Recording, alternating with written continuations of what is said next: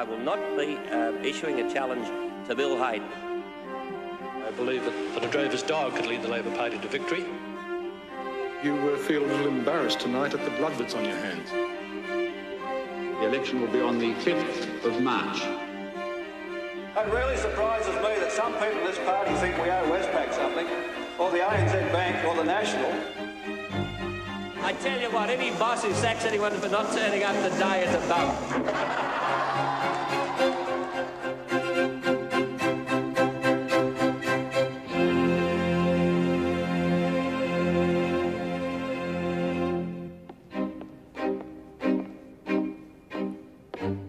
December 20th, 1991.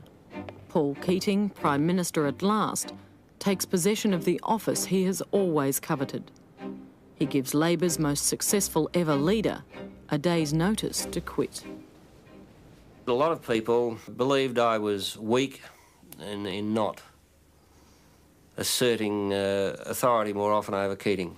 One of the greatest partnerships in Australia's political history ended as destiny demanded. Secret agreements broken, power brutally snatched. I'd been happy to work with Bob and had a lot of engaging and, in times, thrilling times with him. And we'd done a lot together as a pair. But I'd taken, in my view, too many of his responsibilities over too early in the piece. And by 1991, I'd had the better part of a large part of what I thought were the prerogatives of the leader for 7 years. It was too long a thing. It went on for too long. And it was becoming a joke. He was brusque. There were whole lots of things about his approach which used to grate with me. But I used to swallow because the importance of change was paramount. And it could be argued in hindsight that perhaps I was too accommodating, that I should have seen him as a greater danger to my own position that was going to ultimately spill over in the way that it in fact did.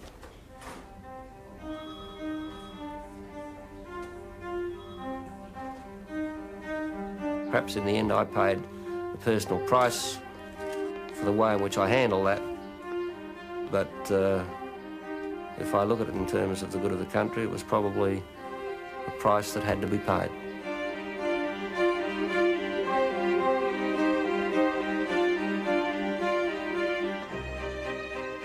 The man born to be Prime Minister left the stage with Australia transformed, but he was forced to bow to Keating. No longer was Bob Hawke seen as the Messiah, as he had been when the people swept him to power adoringly 9 years before.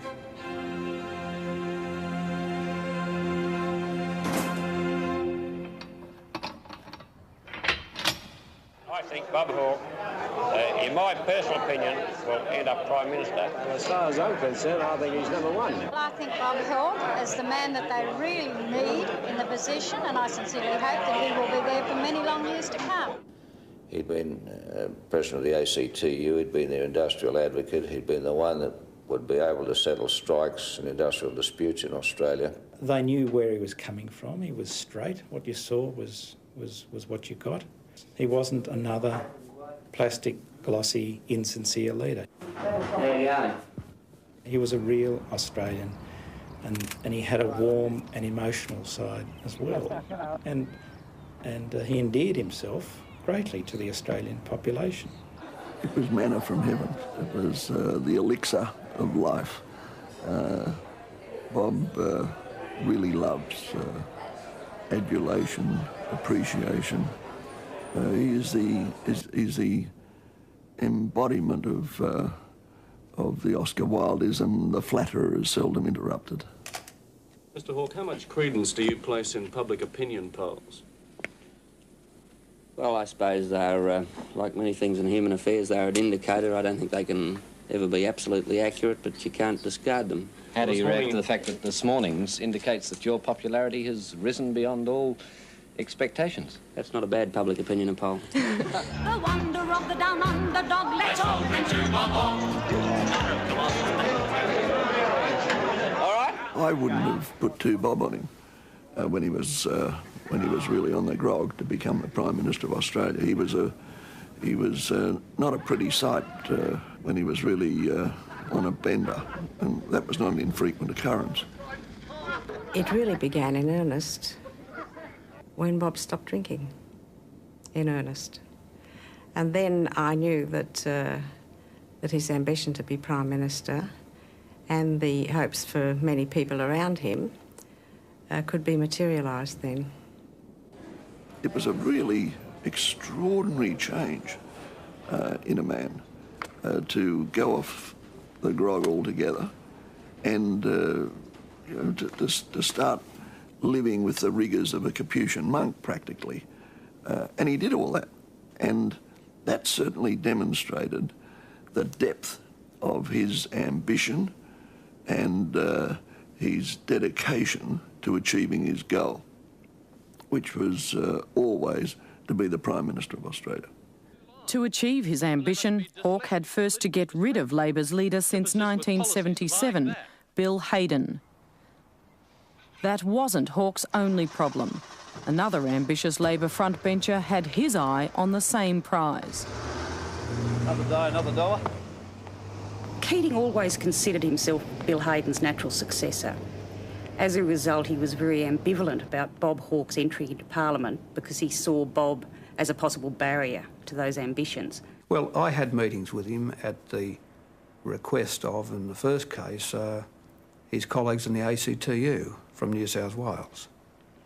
And I met him. I had not, other than exchanged pleasantries with him before that. I'd never had a meal with him, for instance. I'd never sat down with him. I was then the president of the Labor Party in New South Wales. I think he understood what is an old, and at least New South Wales political adage, in Labor Party terms, where goes New South Wales, so goes Australia, that he thought together we could be a great team and that we could beat the coalition, and he wouldn't want to stay around forever. You know, a couple of terms and that'd be the end of it, sort of thing. It was here at Sydney's Boulevard Hotel that Paul Keating claims a deal was done on the leadership of the Labor Party when he and Hawke met in 1980, 8 years before the celebrated transition arrangements at Kirribilli House. I think it's fair to say that he proposed that he should lead, he should be given priority in leadership, and the fact he would be there a couple of terms was to give me some interest in seeing him take the leadership before me. I think at one point I made the observation that about 2 terms that I would hope that in 2 terms we would have done the substantial work of laying the basis of Labor reform. But at no point was there any unequivocal undertaking to Paul or to anyone else, not that anyone else was seeking it, that 2 terms was written and then I would hand over to him.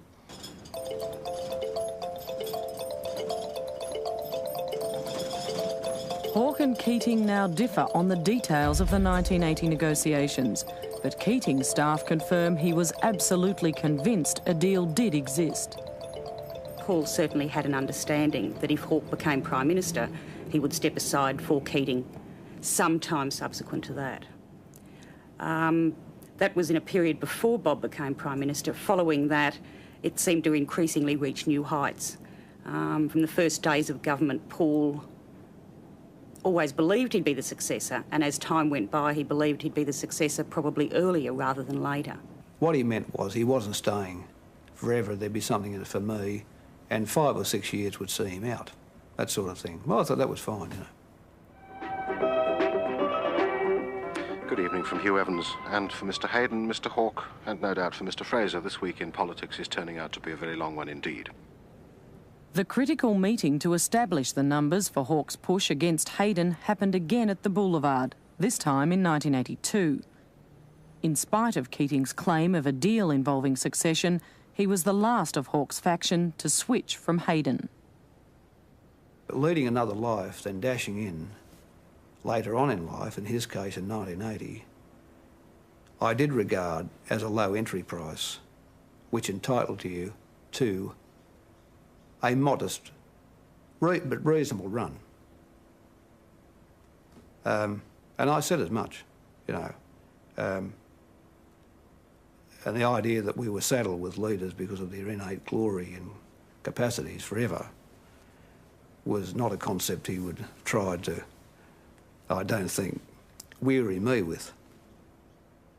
I think deep down he felt Hawke had a better chance of winning the election, but at the same time he wanted to give Hayden his just rewards, but probably overriding all of that, he was more concerned about what it did to his own personal ambitions to become Prime Minister. Finally, Keating made the leap. He backed Hawke. I believe, however, that the New South Wales members will take the view that the best interests of the Labor Party and the millions of Australians who deserve and need a Labor victory and the end of Fraserism will be best served by Bob Hawke now becoming leader.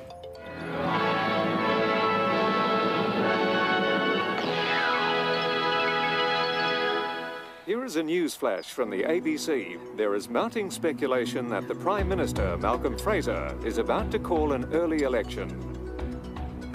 The Labor Party's federal parliamentary executive meets in Brisbane today against a background of mounting speculation about the future of its leader, Mr Hayden.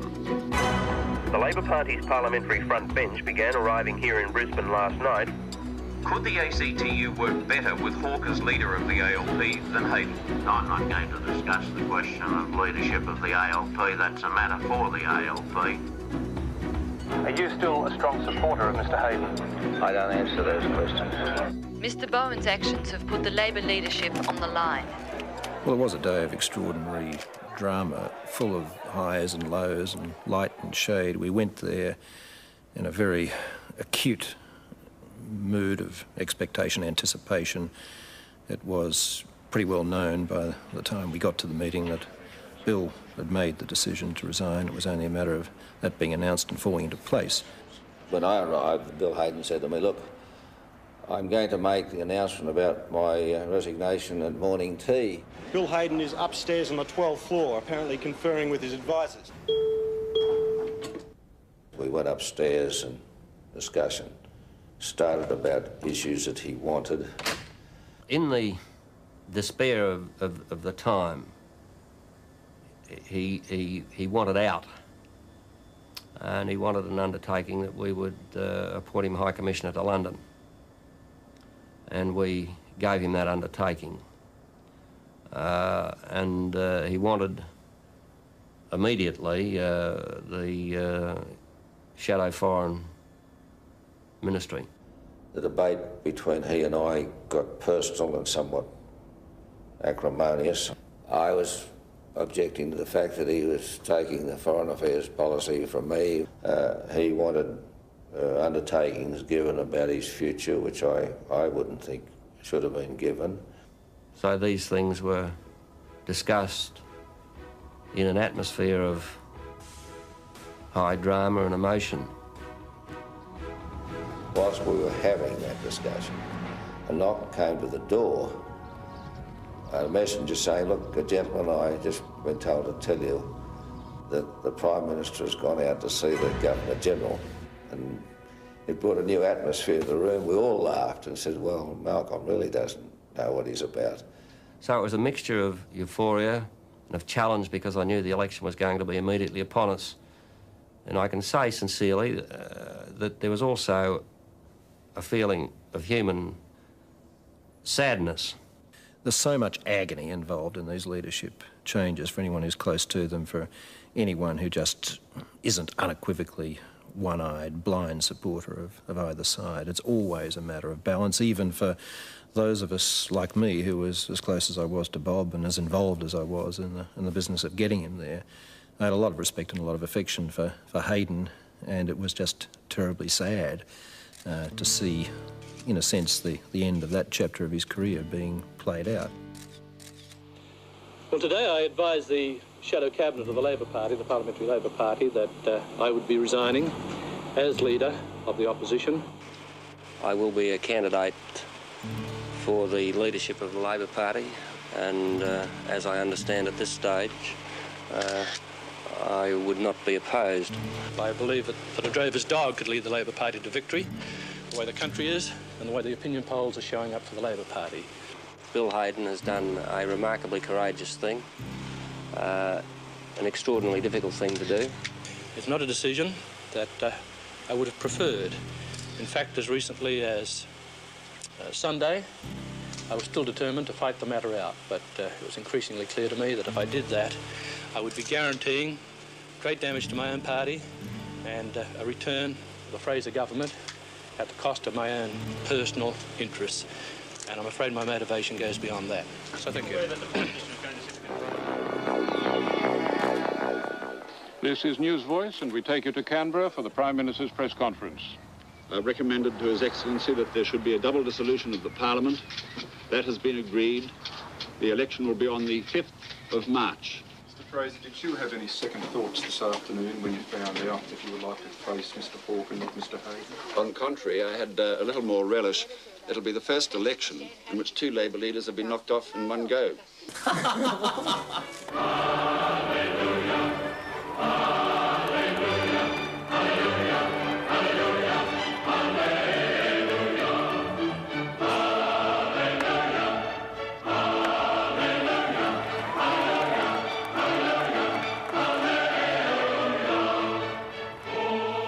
It's a total and absolute sell-out to the union movement. And we have a Labour Party. The basic problem confronting Australia as we went up to the 1983 election is that we had an Australia that was bitterly divided. So reconciliation was the basis of everything.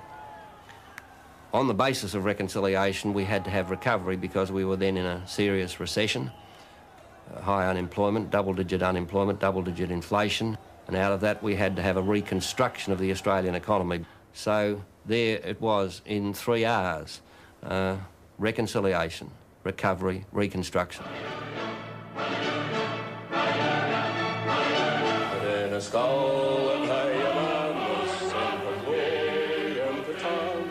Well, under Labour, savings would be safer under your bed than it would in the banks. The man is getting desperate, isn't he? And it really is a massive confidence trick. The Liberal Party. The task and the challenge remain the same: to bring Australians together in a united effort until victory is won.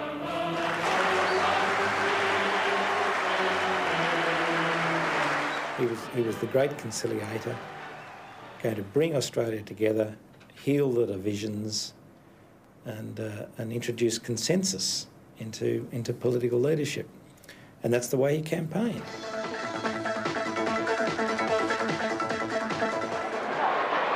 Good evening, this is Richard Moorcroft welcoming you to the National Tally Room in Canberra.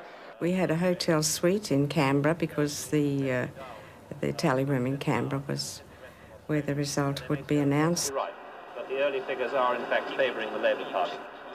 Before the television had started show any votes, it was his father's birthday. I remember being very surprised. I was asked would I propose a toast to his father on his birthday. I'd never met his father until that night. And anyhow, we did it. Bob sat in his chair and joined in the, toasting the dad with his soft drink. But he was a very restrained man. He knew it was his destiny to be Prime Minister. And so he was very calm about everything. I found it a bit eerie, just how calm he was. Your mind immediately was concentrating upon the enormous challenge and responsibility that you had. So it was very much a feeling of, this is big deal. This is a big responsibility. This is going to affect us all. It was explosive there. When Hazel and I walked around the corner, we were seeing that the place did explode. And, well, then, in that context, euphoria was the dominant part. Waving, looking very pleased and happy, understandably, with the degree of enthusiasm, the enthusiastic applause which he's receiving from the crowd below. I therefore take total responsibility for the defeat of the government, and I would like to thank all my colleagues and the Liberal Party right around the country for the support they've given, not just over recent weeks, but over the last 7 years. A lot of us felt the bastard has been beaten, Fraser. At long last, after 7 years in the wilderness, we were hoping for the 7 years of plenitude, of good harvests, as it were. We were aware, seriously aware, of the enormous problems of the economy and the country. I was determined, if I could, to avoid the pattern of the past where Labor seemed to have just been called in or had been able to scrape in and been a government for a brief period, and then it was dissipated. And so I was determined to try and make this a long-term government. This was the prize Hawke had always believed would be his. Now his overriding ambition was to keep it. Paul John Keating, I've approved your appointment as Treasurer. Keating, the young, inexperienced new Treasurer, shared Hawke's view. This was not going to be a government of disarray, like the previous Labor government of Gough Whitlam, 1972 to 75. Memories.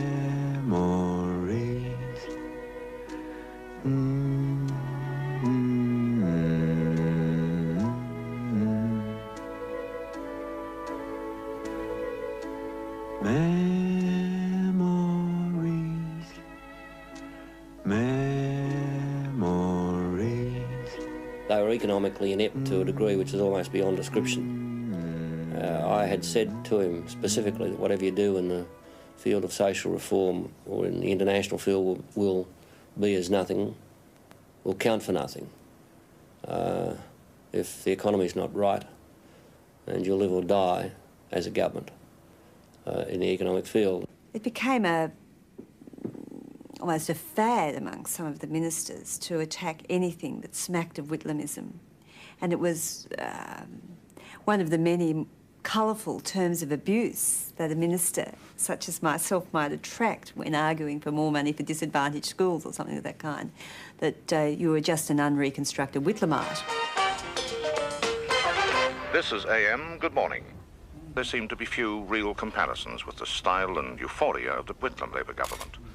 On the Sunday following the election, I received a telephone call from, I think, the Prime Minister's then personal assistant, Mrs. Sinclair, asking me if I would go and come and see the Prime Minister. And I said, of course I would.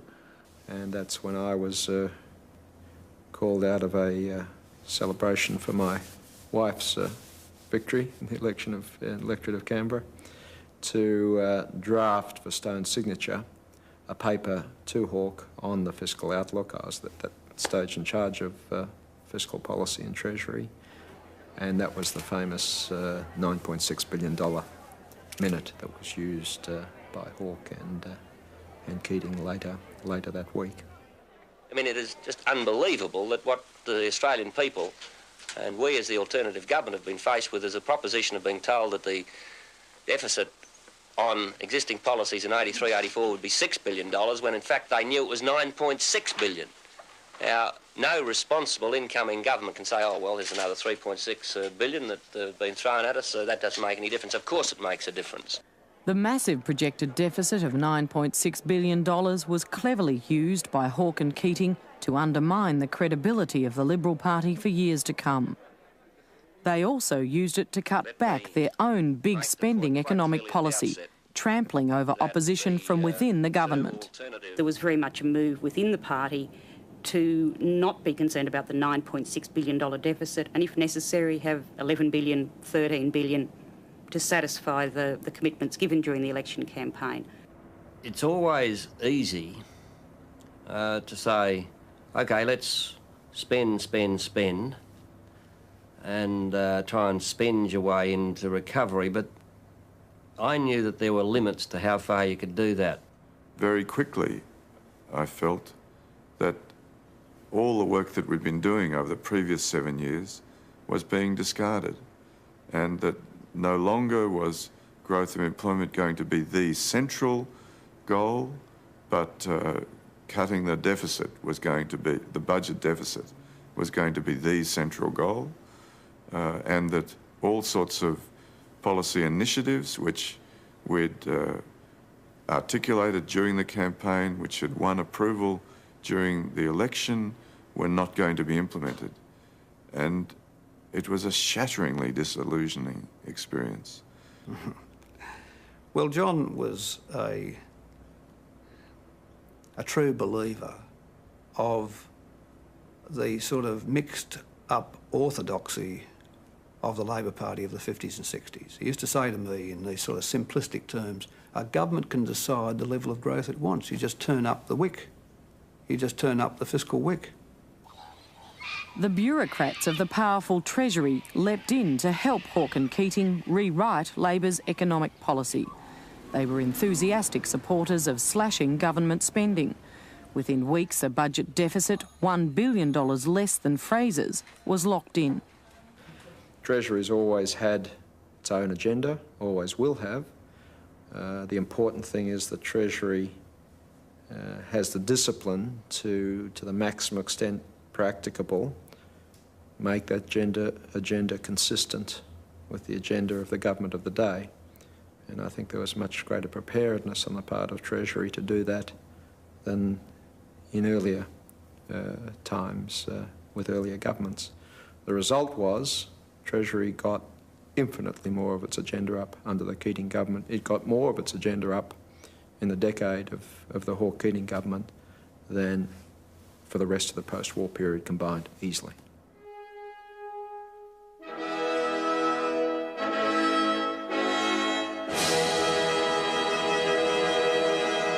Ladies and gentlemen, on behalf of the Australian Government, I have the greatest pleasure in welcoming all participants and observers to this historic National Economic Summit Conference. We meet here today as the representatives of the Australian people. The Economic Summit, April 1983, the fulfilment of Hawke's great election theme of bringing Australia together. I thought the whole notion of consensus was fanciful, and I did use a colourful expression once that if the public wanted spiritualism, they could join the Hare Krishna. I think I said it somewhat more forcibly than that, but the fact is, they were ready for a bit of spiritualism, and it was Hawke's special magic that wove that spiritualism that they embraced. I have much pleasure on your behalf in calling upon the Honourable Paul Keating, the Treasurer of Australia, to speak to the conference. Thank you. Our government's principal economic objectives are a resumption of growth and activity and employment and a consequent reduction in unemployment.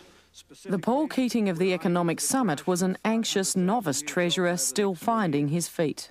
When he became Treasurer, he was terribly apprehensive about being Treasurer. Our immediate policy efforts must be directed towards securing a recovery with durability. He did have an overwhelming reliance, more than most ministers, upon the experts. He was a great user of ideas from others. It took me a while to find my position. I mean, I never was able to conjure the trick of looking beamingly confident when I wasn't. I mean, if I look confident, you know I am confident. Because when I'm not, I can't get the look. Through most of 1983, it's fair to say that it was Hawke who was running economic policy. Keating didn't really come into the game until in a powerful way until later in the year. The summit also served the purpose of endorsing the government's accord with the trade union movement. This was one of the cornerstones of economic policy for the next 10 years. Started to develop the accord out of a sense of concern that when Labor was last in government, that basically we made a bit of a mess of it in terms of industrial relations, and also particularly in terms of the way wage rates related to the economy. I don't think we could look back with any sense of pride that what we wanted was a long-term Labor government. a long-term Labor government with a long-term strategy. I now call on Bill Kelty, the Secretary of the Australian Council of Trade Unions. Mr. Prime Minister and participants of this conference, what the summit did was to give the Accord a legitimacy, to say this is what the Accord is about. Now, it also forced the unions to come to terms with the process of government very early. Mr Hawke was elected on a promise of bringing Australians together. Well, after just 5 weeks, there they are. The captains of industry, the union bosses, the politicians, a cross-section of Australian society had spent 4 days grappling with ways to achieve a common goal, get the economy moving. And there were many who considered the conference an unparalleled success. What we had to do at the summit, amongst other things, was to get an understanding amongst all the participants in the economic and social play that what the economic parameters were, what the realities were, what the limits to government deficits were. I understood, perhaps better than some of our colleagues, that if the world decided that they were going to take a set on Australia in these circumstances, if there was a perception both of this blow in our budget deficit and then no sense of responsibility on the part of the incoming government, then, where were we? No Australian government, even one as well led and as well manned as the Hawke government was in 1983, 84, can simply say that to the world. If the world decides it doesn't trust you, then it can ruin you.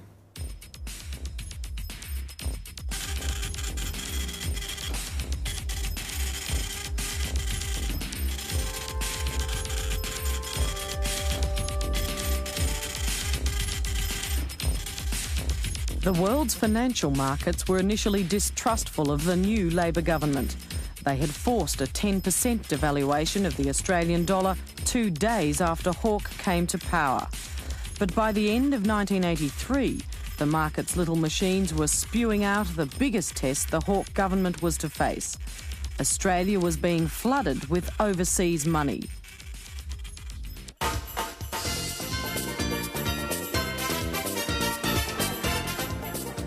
It was the last day of Parliament, which traditionally is almost like school breakup. Nobody's focusing on policy issues, everybody wants to go off and party and have a good time.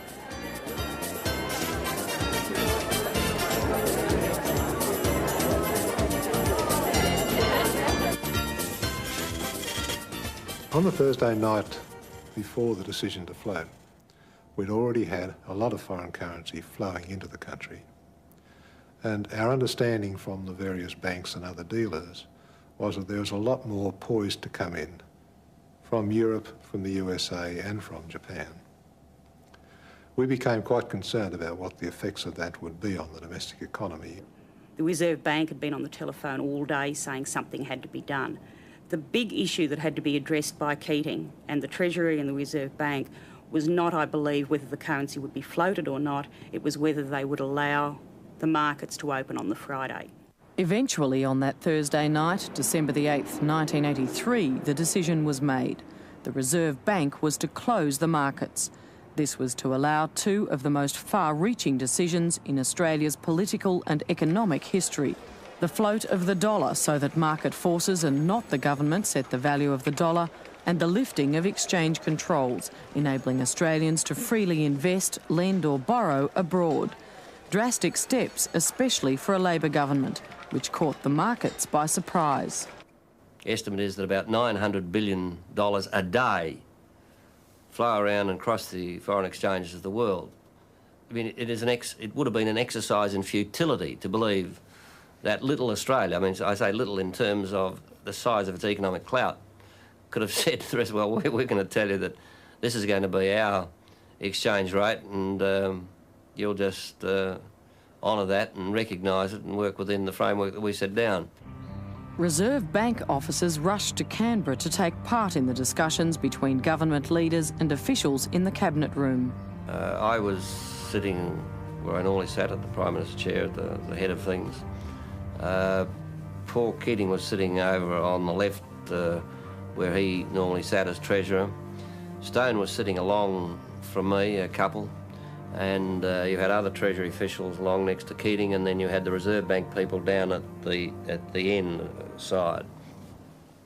It was a fascinating discussion. The Prime Minister tested out with practically everybody in the room what their feeling was on the subject, and the overwhelming view was that we really had no practical alternative but to float the exchange rate. And I said, well, that's enough. I said, I want you to now go away and deal with the mechanics of it as to how we handle this in terms of announcement, and come back. And that was it. And when they were going off, John Oswald Stone, who was just too along from me, in a rather melodramatic fashion, said to me, "Prime Minister, you'll regret this decision." I can't comment on anything. I mean, something in the cabinet room, I can't comment on that.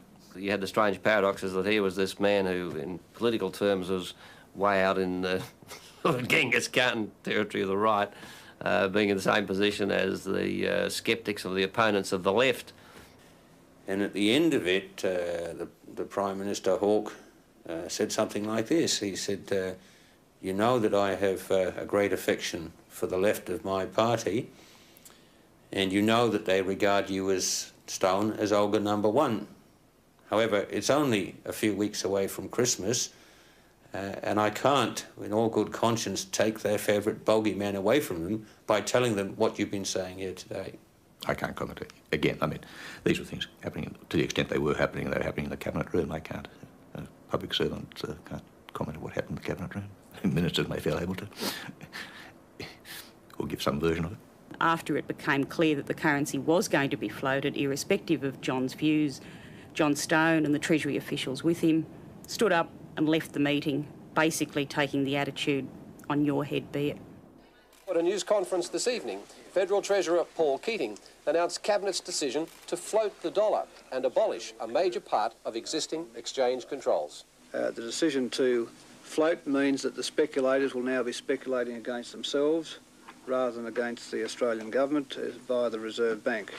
I think there was a sense of exhilaration about it because many people had plugged away for years pressing the system, pressing us to float, and you know, the great day had arrived. After the cabinet meeting which decided to float the dollar, a meeting in which I must say I felt not particularly well informed or expert, I came back to Melbourne and I listened to the announcement of the cabinet decision on PM in the car radio. And I must say I nearly freaked out because it seemed to me a huge decision to have made when all the commentators started to talk about it. I didn't realise, I think, the largeness of that decision at the time of the cabinet discussion. Financial markets and commentators were wildly enthusiastic about the float, so much so that both Hawke and Keating now claim major credit. The initiative for the float of the dollar came from within my office. I had pretty well decided that the float was the order of the day about May of 1983. Paul Keating had to be brought along on it. There was, of course, in Treasury, at the level of the Secretary-Treasurer, a total opposition to the concept. Stone totally opposed it, and this had its impact upon Paul. I thought it was important that the Secretary of the Treasury be heard, that he come to the Cabinet meeting and be able to put his view. Now, by that stage, Bob's saying, look, we've decided, let's get it over and done with, let's get it over and done with. But this was not mature. This was not wise. And Hawke slowly began to be persuaded by people. I think Paul Keating was certainly not in the vanguard of this. He was pulled along. Meanwhile, even opponents of the time have been persuaded of the merit of floating the dollar. I think those were the most important decisions of an economic kind, that is to say, taken in Australia since the war. And I think I said, and in many ways, the best. 'Cause the Wales is here to help you through. Yeah, the Wales is here to talk with you. So why don't you come right in? Come on. So come right in and let the Wales play a part in your life. The next move to change Australia by opening it to the world was just as big a shock. This was the introduction of foreign banks to add competition to the financial sector.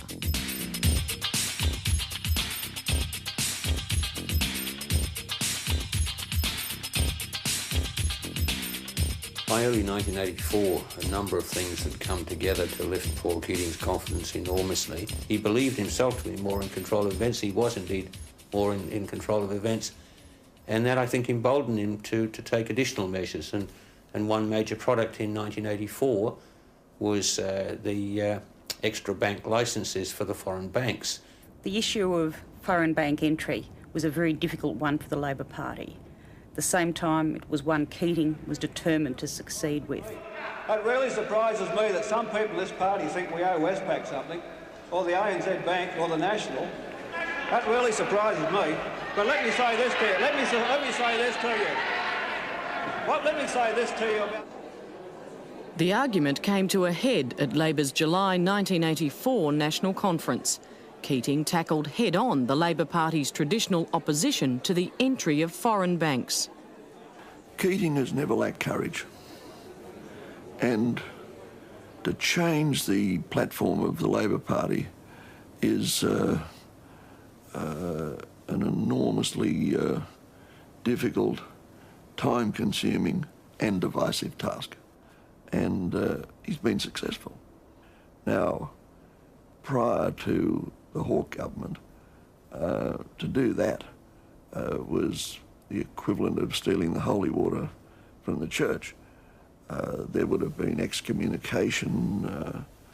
I can smell the faggots burning to burn the culprits now, but they got away with it. When the initial debate arose, it was sort of, well, that'll go away. You couldn't imagine that we'd go on with it. And that simply recounting a few of the givens in our philosophy was enough to drive it off. And it was a bit late in the day when some of us realised, well, we better come to grips with this argument seriously because it isn't going to go away. It has every likelihood of becoming fact. And in that case, the intellectual underpinning has to be addressed rather than simply debating it through party certitudes. If you want to start talking about equity and fairness, you better start with unemployment. But you can't do it with a sick economy.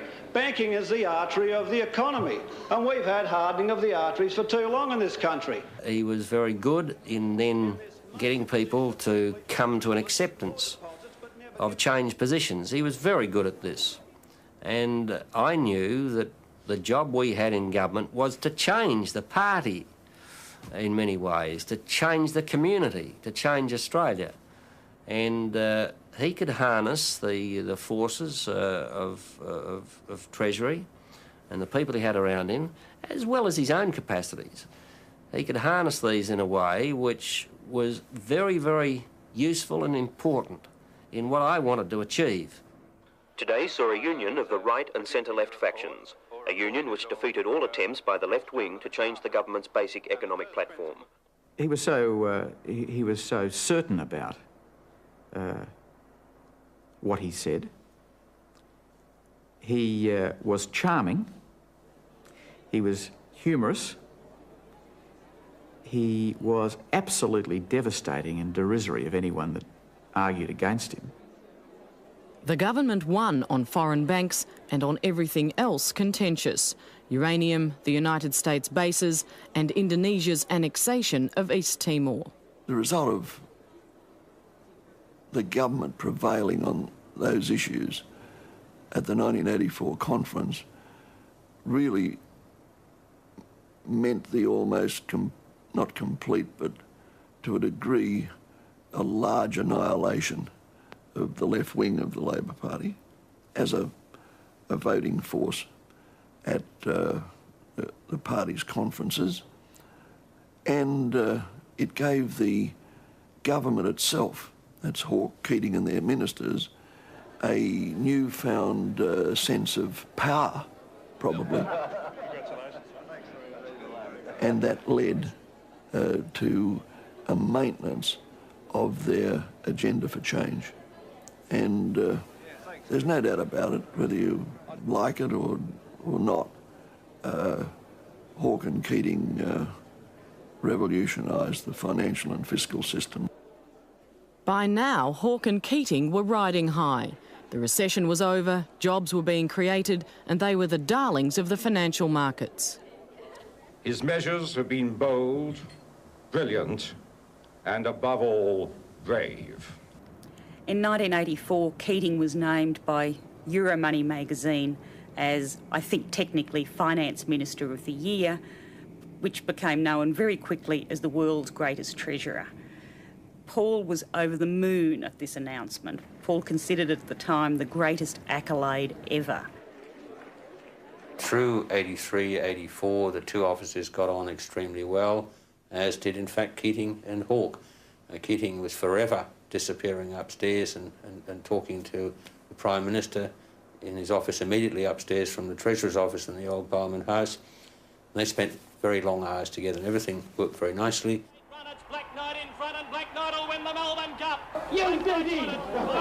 I was passionately interested in sport in its many manifestations. Paul essentially has no interest in sport at all. And he had this absolute fascination with empire clocks, and on a couple of occasions had me over to explain the esoterics of his clocks. And they were handsome objects, but I must say I sort of didn't have intellectual orgasms about them. I regard a good day off as getting around my pyjamas about 3 in the afternoon, no shave. The public image was of a successful, durable team. Hawke was leading the way as the most popular political leader in Australian history. His unprecedented approval rating was hovering around 70%. The polls showed that support for the government was far ahead of that for the opposition. Pressure for an election was intense. All of the polls, not Labor's private research, but all the published polls, had us a mile in front, had him in the preferred Prime Minister stakes 2 miles in front. I mean, it was just obvious that you had to go. So we went. Today, he gave 53 days' notice of the next election, inviting the electorate to renew the mandate. There was a sense that in 1984 that we could have increased our majority from, I think it was 25, through into the 40s. Certainly the more you build up in terms of seats, gives you fat at the next election, it gives you resources in which to fight it, deprives the other side of resources. But hooray for Bob Hawke! Hooray! The strategy seemed perfect, but failed completely because Hawke's life and his prime ministership were undermined by family tragedy. You don't cease to be a husband, you don't cease to be a father, and my children and my wife have a right to be protected in this matter. But I trust it will not be necessary. Hawke's daughter Roslyn had a drug problem. At the birth of her second child, the desperate nature of her heroin addiction became clear to Roslyn's mother. Hazel immediately had to contact the Prime Minister to tell him their daughter was near death. Bob was very busy at the time, to the point that when I determined that it was time to intervene, I mean really in welfare terms, it was time for intervention. And so I rang Bob from Melbourne. I rang his PPS, his Principal Private Secretary. He made an appointment and said that I wanted to see him as soon as I came from the airport. I had known that I'd sacrificed my children to a considerable degree in the development of my career. I'd not spent time with them to the extent that one normally would. And so there was this mixture of anguish for her and guilt in regard to myself. Congratulations. How does it feel to be Father of the Year? Oh, it's an honour. The one who really should have the title is my wife. She has to be father as well as mother most of the time. I understood the travel, and in fact I'd quite come to terms with him being necessarily away, but in addition to that was the unnecessary time away, and the time away that could have been spent with the family had he chosen to. But his life took on such an overload, such a spin, such a public persona, which included a lot of socialising and a lot of drinking. It was the distorted Bob that was a big problem, and unfortunately, the children saw, I think, more of the distorted Bob than they saw of the real Bob that I knew was there, and that made me both very sad and very angry. It was like as if he gave so much publicly that it was just what was left that the family got. What was left over, as it were, from the main game. That's how it seemed very often. Paralysed by guilt, the Messiah of 1983 was almost destroyed. Like any father, I loved my daughter. I trust her. I remember one night I was thinking about it, and I thought, you know, my God, what's the point of all it? Give it up and then concentrate on the family. But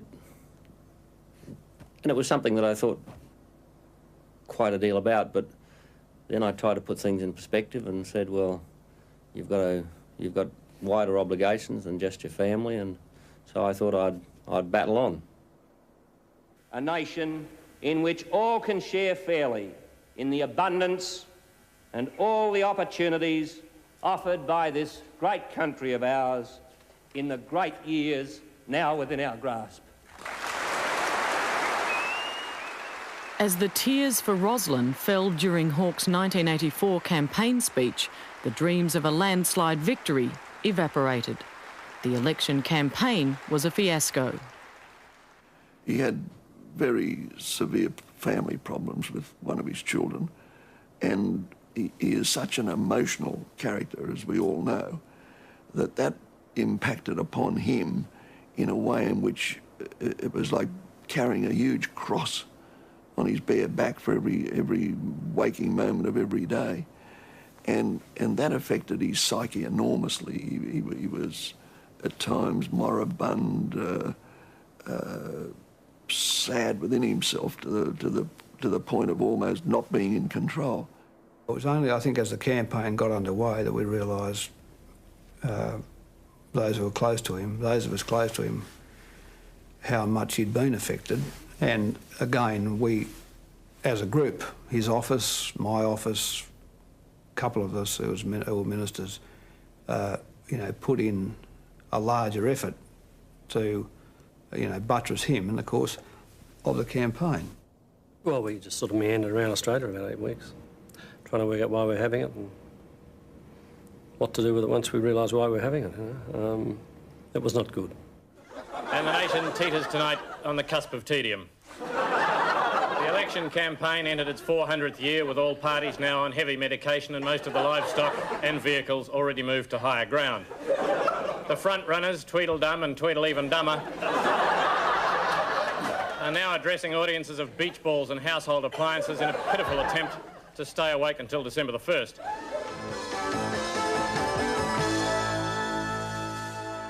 As we've been saying all night, Labour is being threatened in anywhere between 10 and 12 seats. The number down now is down to 9.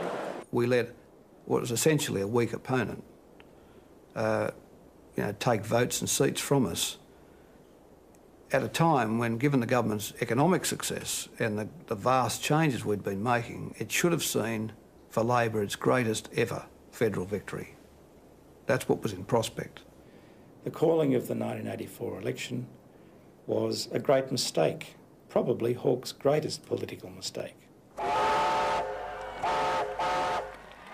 He was still a popular figure, but a politician would kill to have that other ingredient in his image, that one of being somewhat above politics. That's a very rare commodity, and Hawke lost it in one fell swoop after the call in the '84 election. It seems Hawke must have known. He and Keating addressed a business function at the Regent Hotel in Sydney during the 1984 campaign. According to Keating, the Prime Minister was not pleased with his Treasurer's performance. It was too good. I got up and gave an extemporaneous performance. But at that stage, it was not long after float, not long after deregulation. The economy was picking up. We had a good story to tell, so I told it enthusiastically, colourfully, and got a big reception, big ovation for it. So, but I'd mentioned him, you know, appropriately and graciously on the way through. But as we left, I said, we walked out the door, and I said, well, it didn't go bad. He said, look, my friend, I'll tell you this. He said, you can have this job, he said, when I'm good and ready to give it to you. He said, and that'll be about, he said, at the earliest, about 1990. And I thought, God, what have I said, you know? What have I done to deserve this sort of rebuke, you know? Keating claims Hawke was so devastated by his family problems that his leadership barely recovered. Of course I'm upset. Hawke rejects this. He acknowledges his performance suffered, but only from August 1984 to mid-1985. Probably my judgments weren't so good as to what I should do or what I shouldn't do. So my judgment, I think, was impaired, and the vivacity, if you like, with which I did things was significantly diminished. A leader's job is to nourish his party with ideas, zest, leadership, zing, call it what you like. All that happened in '83 and through '84. What I say is he stopped nourishing us. And you can't be a leader and stop doing that. But he lived to tell the story. But that's Bob. He's a very lucky guy. He always ends up with a group of people who will look after him when he's in strife. Of course, it was a nonsense that in any sense I stopped being Prime Minister. It may have been that he made a decision then of proceeding to deceive me. That may be so, I don't know. But the fact that I was in a very depressed emotional state because of my daughter, and to go from that and that I showed it, that was when I ceased being Prime Minister, is, I would suggest, a comment not upon me, but upon him.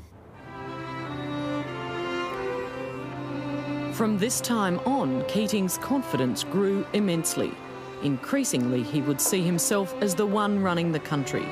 Soon, he would throw the government into a period of political and economic turmoil that would change Australia forever.